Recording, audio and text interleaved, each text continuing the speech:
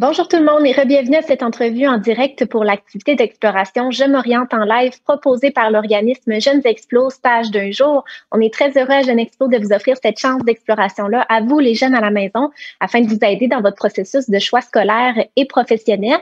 Je me présente, mon nom est Audrey-Anne Cloutier-Côté, je suis chargée de projet à l'organisme et c'est moi aujourd'hui qui sera votre animatrice pour cette entrevue bien spéciale.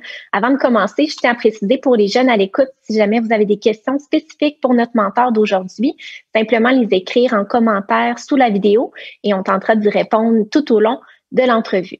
Donc, comme vous le savez sans doute, cette semaine, c'est la semaine thématique du design et on débute en force avec une designer d'intérieur. On reçoit Pascale Picard. Bonjour Pascale. Bonjour.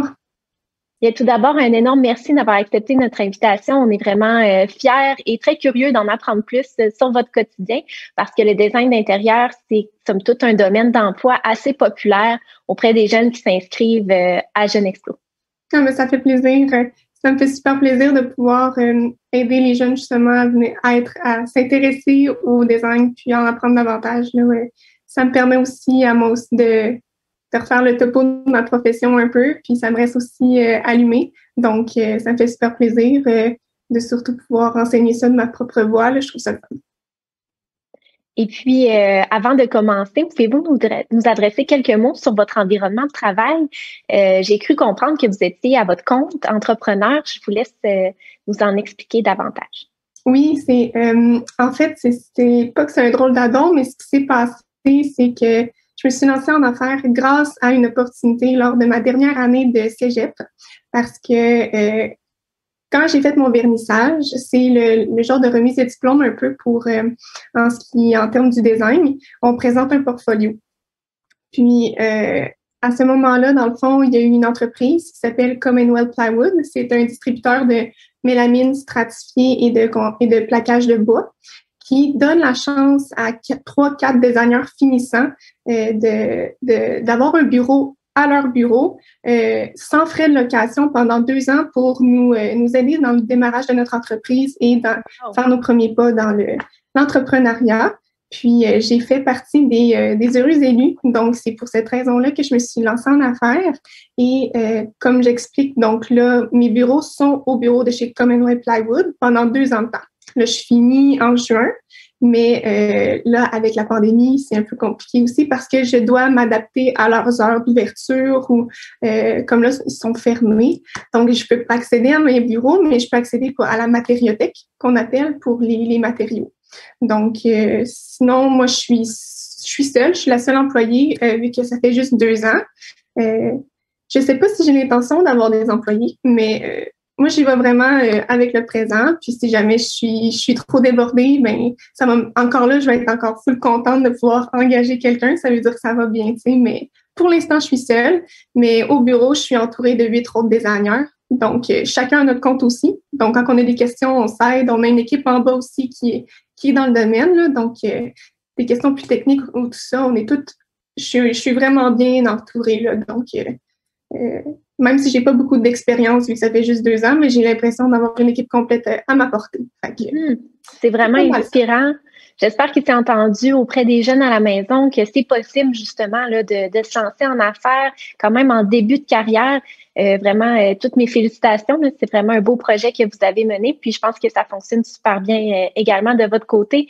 Maintenant, si on rentre dans le vif du sujet, à quoi ça ressemble une journée type dans vos fonctions comme designer d'intérieur? Ça va dépendre tout le temps, en fait, parce que c'est pas une routine. C'est vraiment quelque chose de différent à tous les jours. Si je prends, par exemple, une journée où est-ce que j'ai un nouveau contrat, normalement, je me déplace à la maison. Je vais aller à la maison parce que ça nécessite un relevé de mesure la plupart du temps. Mais c'est ça. Ça dépend aussi si jamais la personne elle est en mesure de faire son relevé de mesure soi-même, si elle est inquiète par rapport à la pandémie mondiale, si elle est en contact avec des gens, si j'ai été en contact avec des gens, mais c'est tout le temps mieux en virtuel. Mais c'est ça, normalement, ça va nécessiter un relevé de mesure, donc je me déplace. À ce moment-là, je discute avec le client pour identifier ses besoins selon son projet. Et aussi, c'est le moment un peu psychologue du designer d'intérieur parce que Faut bien cerner qu'est-ce qu'il veut pas, quels sont les problèmes. Souvent, des fois, il y a des demandes spéciales qui peuvent être très spéciales, justement, fait qu'ils voudront pas vraiment le dire. Donc, faut vraiment faire en sorte qu'ils se sentent en confiance pour être sûr que, tu sais, tout ce qu'on fait s'adapte à ce qu'il y a de besoin. Fait que ça, c'est vraiment le côté plus psychologue du métier. Une fois revenu au bureau ou à la maison, on commence le processus de recherche d'inspiration. Donc, que ce soit sur des projets que j'ai déjà faits, sur Pinterest ou sur Homes ou sur des choses que je vois passer dans la vie de tous les jours, c'est là qu'on commence à se faire une idée sur qu'est-ce qu'on veut proposer aux clients.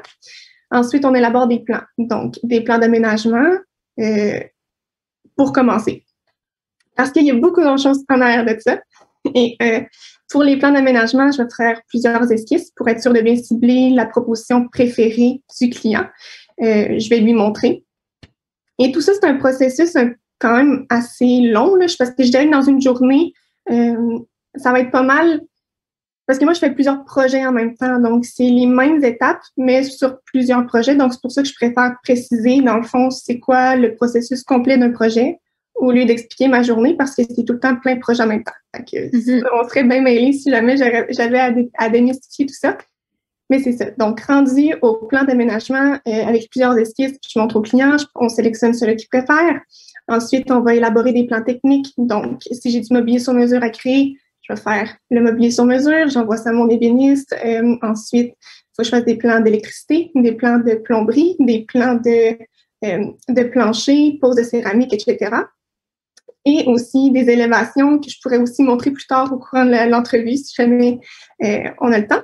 Puis, ensuite, je vais faire la modélisation 3D parce que c'est toujours intéressant pour un client de voir ce que ça va donner avant. Et ensuite, on fait les suivis clients, les suivis avec les intervenants externes. Ça, c'est pas mal la paperasse, la gestion. Puis c'est même en tant qu'entrepreneur qu'en tant que designer, ça va être quelque chose, tu sais, on vend un projet. Donc, on doit vraiment tenir le client par la main. Mais ça fait partie du métier. Si quelqu'un n'aime pas ça, la job, c'est d'être proche du client. Donc, on essaie d'enrober le plus possible le client de Watt, là, pour qu'il se sente super en sécurité puis super bien soutenu. Puis aussi, on va établir, moi, en tant qu'entrepreneur, je vais établir un échéancier des travaux. Comme ça, si je dois gérer les intervenants, l'électricien, le plombier, l'entrepreneur général, l'installation du mobilier, mais c'est tout moi qui gère ça. Mais c'est pas dans le cas de toutes les firmes, toutes les entreprises. Donc, moi, c'est un service clé en main que je propose. Mais souvent, ça va être toutes ces petites étapes-là vont être retrouvées dans la plupart de toutes mes journées. Et puis, un projet que vous menez de A à Z, ça peut prendre combien de temps, par exemple? Ça va dépendre de l'ampleur du projet. Si jamais c'est juste du magasinage ou réaménagement, ça, c'est vraiment pas long. Je peux quasiment faire ça sur le top. Mais sinon, si c'est plus pour une cuisine, pour une construction neuve ou encore une rénovation de salle de bain, ça va dépendre de la complexité. Si on fait juste retaper quelques éléments, ben là, c'est beaucoup moins long, mais je dirais que ça peut prendre, comme là, en ce moment, j'ai un projet de salle de bain, ça dure depuis décembre dernier, que c'est en processus, en fait, en ce moment, surtout avec les entrepreneurs, tout ce qui se passe, tout le monde est booké en ce moment, donc, mais le processus de création peut prendre, je dirais peut-être entre 1 mois et 2 mois pour ce qui est des projets d'envergure quand même. Puis pour qu'ils soient terminés, mais là, ça dépend des délais de fabrication, des délais de l'entrepreneur. Donc, ça, je pourrais pas dire, par exemple. Vous nommez plusieurs qualités quand même qui sont requises pour exercer votre travail. Ce qui me frappe le plus, en fait, c'est le volet communication et lien de confiance avec le client. Donc ça, le service à la clientèle en général, être à l'aise, être bon vulgarisateur. Vous avez dit aussi, c'est un peu de vendre le projet. Donc, il faut aller... faut avoir cette fibre-là quand même là, de vendeur, puis être un bon communicateur. J'imagine aussi que ça prend une certaine résilience parce que des fois, quand vous travaillez plusieurs heures sur un projet, que vous présentez le canevas au client, puis qu'il n'aime pas ça, il faut être capable de prendre la critique aussi, j'imagine. Vraiment, souvent, c'est pour ça qu'on va y aller étape par étape pour être sûr que, pour pas qu'on en fasse trop pour rien. C'est pour ça que moi, à chaque fois, je préfère avoir l'approbation de mon client à chaque étape. Il y en a souvent qui ça va tanner les clients, que je sois tout le temps derrière d'eux autres pour leur amener, pour leur demander des choses.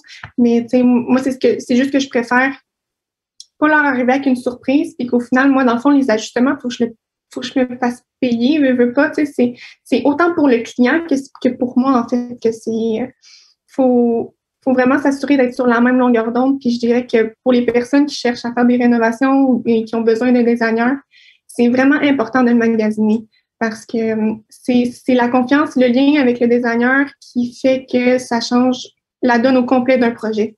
Fait que, oui, en effet, la résilience aussi.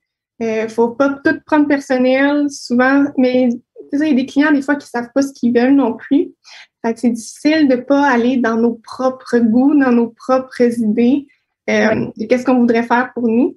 Mais c'est ça, c'est dès la première rencontre que ça va se jouer. Donc, souvent, ben, moi, je me dote des moyens le plus possible pour être capable de bien les cerner. J'arrive à chaque rencontre avec un espèce de dépliant qui décrit tous les styles pour qu'ils me disent « Ah, ben ça, j'aime pas ça. » Fait que je suis capable de me créer une bonne idée.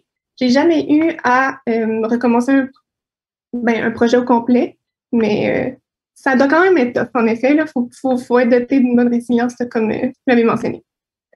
Puis maintenant, je pense qu'on est tous très curieux de voir des modélisations, de voir un peu plus concrètement qu'est-ce que vous faites en préparation d'un projet. Donc, je vous proposerai peut-être un partage d'écran pour qu'on puisse voir ça à l'écran. Tout de suite. Ça l'a fermé, ça sera pas long. Pendant que vous ouvrez le logiciel, on peut peut-être répondre à la question de Léa qui se demandait est-ce qu'on est obligé de travailler à son compte comme designer d'intérieur ou on peut travailler pour une entreprise au privé ou au public? En fait, moi, même à la base, c'était pas mon idée d'être à mon compte, en fait. C'était vraiment juste c'est vraiment juste l'opportunité qui s'est montrée à moi, qui fait en sorte que je l'ai pris. Mais je dirais que c'est quelque chose d'assez... faut être bon pour gérer son stress, mais pour les autres potentiels d'emploi, en fait, on peut travailler dans des firmes d'architectes, on peut travailler en tant que cuisiniste, qui sont des personnes qui sont spécialisées dans les cuisines et dans les salles de bain. Je peux en proposer plusieurs. Là. Il y a Cuisine Simard, il y a Cuisine Armoire Déco, il y a Cuisine Bernier. C'est toutes des entreprises comme ça. Il y a aussi, on peut être conseiller aux ventes dans des boutiques. On peut être aussi dans des ateliers de design. Bref, il y a beaucoup, beaucoup de choses qu'on peut faire avec ça. Il y a beaucoup de dérivés. Il y a beaucoup aussi d'avenues qui sont quand même différentes dans le design, mais qui sont extrêmement liées. Souvent, les personnes qui ont fait un bac en design de l'environnement vont se diriger vers le design, puis c'est vice-versa aussi. Là. Donc, il y a plusieurs choses qu'on peut faire. Pour le partage d'écran, je fais ça tout de suite. Donc, ça, c'est pour expliquer un peu en modélisation, c'est quoi de quoi que ça a de l'air. On ne voit pas encore... On voit pas. Ah, OK. Parfait. C'est bon. C'est la volumétrie, en fait. C'est vraiment pour se donner une idée dans l'espace, qu'est-ce que ça donne. Comme là, ça, c'était une petite salle de lavage qu'on voulait juste rendre un peu plus cute.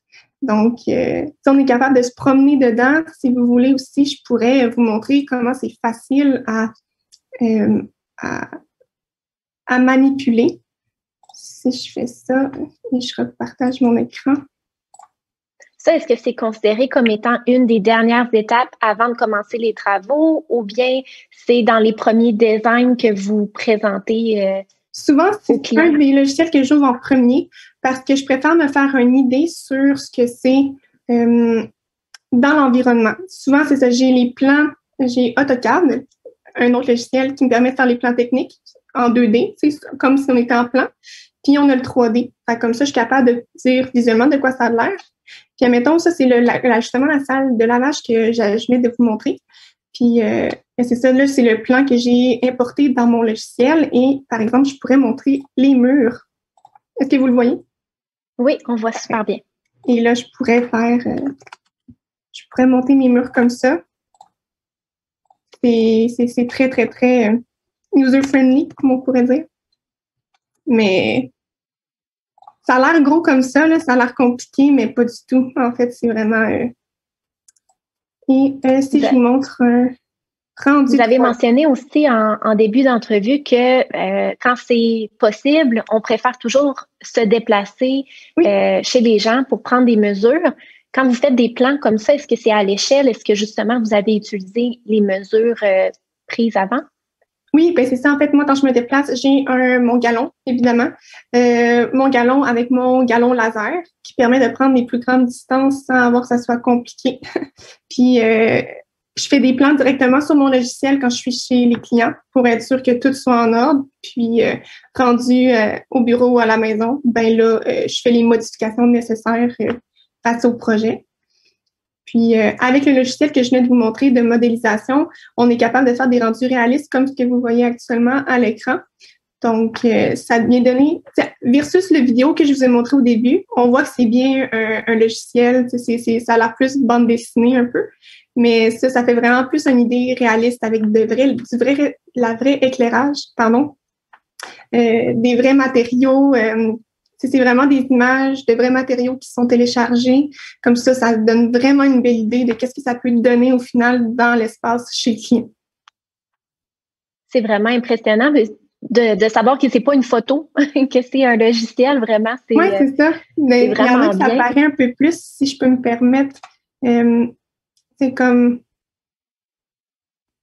Ben, en tout cas, moi, pour quelqu'un qui travaille là-dedans, je vois les différences entre des photos à force de les voir, mais il y a des logiciels aussi qui sont beaucoup plus performants que ce que j'utilise, mais je suis capable de bien travailler pour être capable d'aller chercher quand même une bonne qualité. On peut faire aussi des extérieurs, comme ça. C'était un projet collégial, justement. Mais c'est ça, c'est... Il y a quand même Donc, ce que vous dites, c'est qu'en design d'intérieur, c'est possible aussi de faire de l'extérieur. C'est pas uniquement à l'intérieur de la maison. Non, ben en tout cas, moi, dans mes cours, on a appris à faire... comment je pourrais dire? En fait, on fait des pratiques sur ce qu'on est capable, ce qu'on peut faire en tant que designer. Puis souvent, c'est ça, on peut faire complètement une construction neuve. C'est juste qu'il va falloir une approbation d'un architecte ou d'un technologue en architecte, architecture. Puis là, nous, on avait justement fait un espèce de petit pavillon à Saint-Jean-Port-Joli qui permettait, un peu comme un Airbnb, dans le fond, c'était vraiment de la location ou de la visite, un peu comme un hôtel. Puis, on apprend justement les revêtements extérieurs, les avantages et les inconvénients de chaque, comment situer les fenêtres pour une bonne circulation, pour le soleil, s'il y a des alternatives pour éviter que l'eau rentre ou des trucs de même. Puis on apprend vraiment tout ce qui a trait au bâtiment. Et c'est pour ça que ça amène souvent à confondre designer d'intérieur, architecte et décorateur. C'est ça. Oui. Donc, c'était tout pour ce que je voulais montrer en particulier. C'est vraiment intéressant. Merci beaucoup pour ce beau partage. D'ailleurs, il y a une question ici de Marc-Antoine qui se demandait quel est le plus grand défi de votre métier? Moi, j'ai déjà peut-être une petite idée, mais je vous laisse y répondre. Ben, ça va dépendre. On parle du designer ou de l'entrepreneur. Moi, en tant qu'entrepreneur, moi, c'est vraiment l'expérience. Que le gros défi, ça a été surtout mon premier contrat de voir se réaliser, en fait, là, vraiment se faire pour vrai. Puis, mais en tant que designer, toutes les choses que, mettons, au cégep, puisqu'on m'a appris des choses que je n'étais pas nécessairement à l'aise, toutes des choses que je dois faire dans la vraie vie, maintenant, je trouve que c'est quelque chose de très difficile parce qu'il faut que je le fasse pour que ça devienne facile. C'est comme ça dans tous les aspects de la vie, mais concrètement, qu'est-ce que c'était le plus gros? Ben, autant entrepreneur que designer, je dirais que c'est se faire des contacts. C'est vraiment se créer une équipe. Moi, je connaissais pas d'entrepreneur général. Je connaissais pas d'électricien. J'avais 19 ans. J'avais pas d'expérience vraiment dans la vie. Fait que ça a été ça mon plus gros obstacle. puis me faire confiance à un certain point où c'est important aussi de se faire confiance face au client parce que sinon, le client ne se sentira pas lui-même en confiance avec vous. Mm-hmm. Mais c'était vraiment plus la prise de contact. Puis, j'avais une certaine gêne aussi, mais ça s'est réglé assez rapidement. J'ai pas eu le choix, de toute façon. Fait que... Faut se laisser un certain temps, puis j'imagine que ça vient aussi avec l'expérience, c'est dans tous les domaines. Au départ, on peut se sentir un peu hors de notre zone de confort, mais c'est ça, faut se laisser du temps pour apprivoiser le domaine, puis se développer une certaine expertise. Moi, j'ai envie de vous demander aussi... effectivement, pas se mettre de pression, c'est vraiment important aussi. Puisque la technologie avance super rapidement, puisque les tendances changent, est-ce que ça peut être un défi pour vous de toujours vous garder up-to-date dans les nouvelles tendances? Comment vous vivez ça au quotidien? Moi, à la base, je suis quelqu'un de très artistique, là. Donc, tout ce qui est au goût du jour, tout ce qui est beau, c'est comme, pour moi, c'est facile de rester alerte à ça. J'ai aussi en fait un environnement qui me permet de rester alerte à tout. Justement, avec l'entreprise qui nous héberge pendant 2 ans, nous forment et en fait, ils ont souvent des formations sur des nouveaux produits, des nouveaux matériaux qui s'offrent à nous maintenant. Et j'ai des formations tout le temps concernant les nouveautés. Donc, pour moi, c'est vraiment pas compliqué d'être alerte à tout ce qui se passe, toutes les nouveautés, tout ce qui est dépassé aussi, parce que il y a plusieurs choses que moi, je trouve encore belles, qu'il y a bien du monde qui aime pas ça. Mais c'est pas parce qu'un designer aime ça que c'est beau, là. On est là pour mettre en réalité ce que le client veut, pas ce que nous, on veut. Puis c'est ça qui est compliqué aussi, là.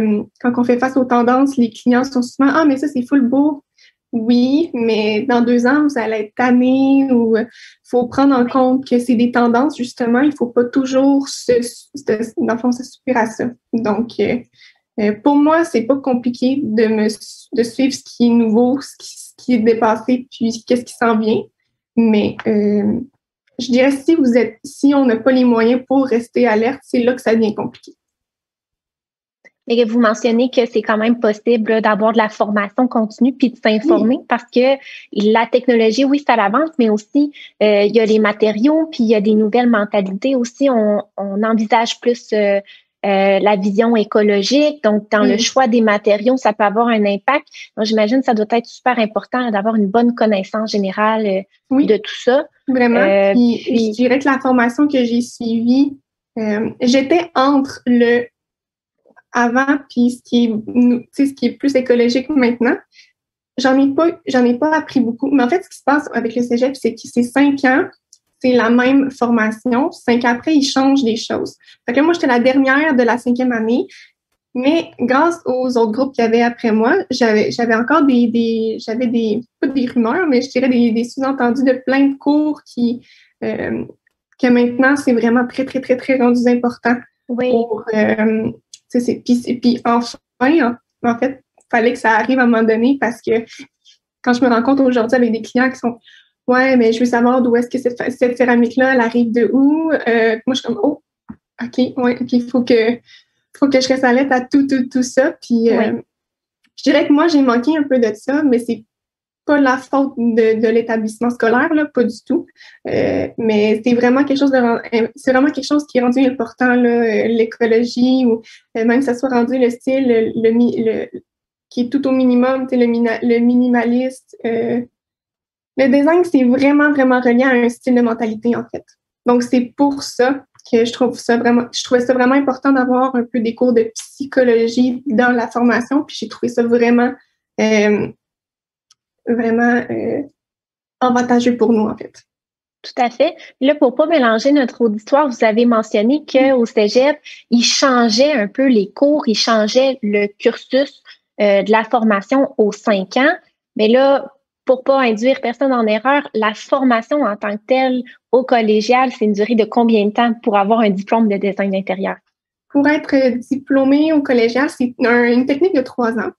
Okay. C'est 3 ans de formation, mais on peut aussi faire continuer la formation jusqu'à l'université en faisant le baccalauréat en design intérieur ou en design de l'environnement. Ces 2 options-là, par exemple, se donnent juste à Montréal. Mais pour être designer en intérieur qualifié, c'est 3 ans dans une technique collégiale. Ça se donne, en tout cas à Québec, ça se donne surtout à Garneau, au cégep Garneau. Puis, je pense aussi qu'il y en a en Beauce, mais ça se donne vraiment en bonne partie dans toutes les régions possibles. Et puis, en termes de la formation, quelle a été votre expérience? Est-ce que c'est super concret? À quoi est-ce qu'on peut s'attendre comme salle de classe et comme environnement? Moi, j'ai adoré mon expérience. Comme j'expliquais, en fait, non, je ne l'ai pas expliqué, mais pour moi, ça a été vraiment différent, l'idée que j'avais avant d'entrer et ce que j'ai fait pendant mes cours, pendant ma formation, parce que moi, à la base, j'adore dessiner. Je savais qu'il y avait des cours de dessin, qu'il y avait des cours de rendu à la main. Moi, c'était une des raisons pourquoi je m'étais engagée là-dedans. Puis, ça s'avère que j'ai plus fait de logiciel que de dessin, mais j'ai adoré. C'est un autre style d'art, là, complètement. Mais c'est très, très, très concret. C'est beaucoup plus de pratique que de théorie. Autant que dans le début, c'est très théorique.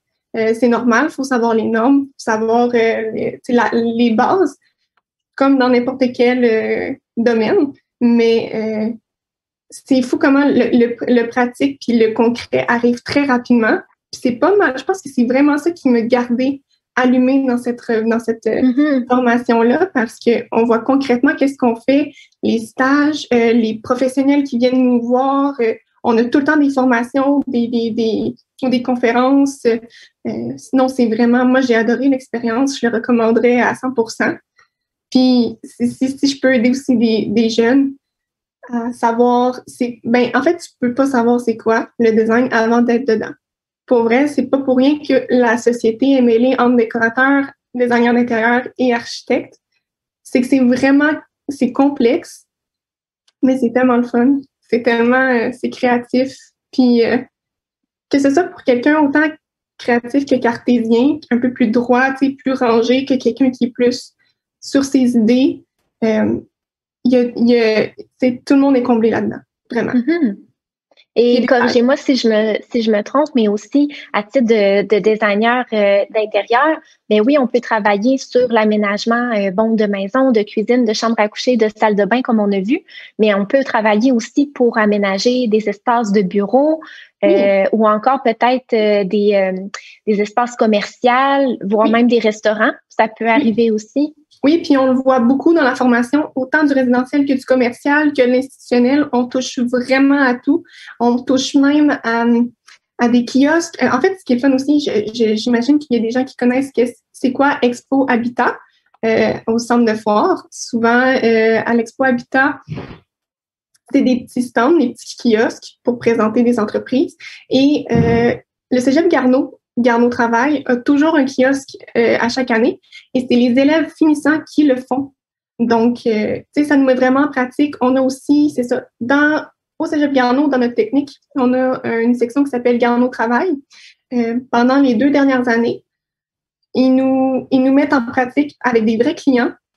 Pas en compétition, mais on est comme deux étudiants pour un client et au final, le client choisit son projet préféré. Puis c'est vraiment des vrais clients. Donc, dès le début, presque que dès le début, on est déjà confronté au vrai marché du travail. Donc, c'est vraiment le fun de pouvoir... c'est là qu'on réalise, est-ce que je me vois là-dedans? Est-ce que je ne me vois pas là-dedans? Est-ce que je suis bonne vendeuse? Qu'est-ce que je dois améliorer? Donc, c'est autant que quelqu'un qui dit « je suis pas bonne vendeuse », mais dans le domaine du design, tu peux travailler juste dans la technique, tu n'es pas obligé de vendre, tu peux travailler juste dans la conception. Bref, il y a vraiment le bonheur à tout le monde. C'est important de le spécifier, puis ça peut rassurer certaines personnes, justement, là, qui se disent, peut-être que le volet vente, c'est plus ou moins ma tasse de thé. Il faut pas se bloquer à ça parce qu'il y a d'autres avenues aussi. Puis, selon nos forces, c'est possible de se trouver là, dans l'environnement du design. C'est ça qui fait la beauté du domaine. Puis justement, moi, j'ai travaillé au service à la clientèle toute ma vie, mais j'ai toujours été très réservée. Donc moi, vendre un produit, c'était pas vraiment dans ma tasse de thé. Mais c'est tellement quelque chose que j'aime que ça me dérange pas. Au contraire, je parlerais 3 heures de temps avec le client de quelque chose parce que c'est quelque chose qui me passionne au final. C'est ça qui fait la différence. Tout à fait. Puis on sent la passion justement dans votre discours. Mais malheureusement, c'est ce qui met fin à notre entrevue. Ça a passé extrêmement rapidement, mais un énorme merci, Pascal, d'avoir accepté notre invitation, d'avoir partagé comme ça votre passion auprès des jeunes. J'espère que à la maison, si vous avez un esprit créatif, que vous êtes minutieux, puis que vous avez envie de travailler dans le design, allez-y. Il y a de belles portes ouvertes. Et puis, lâchez pas, soyez persévérants. Mais ça fait plaisir. Hein? Merci encore. Passez une belle journée.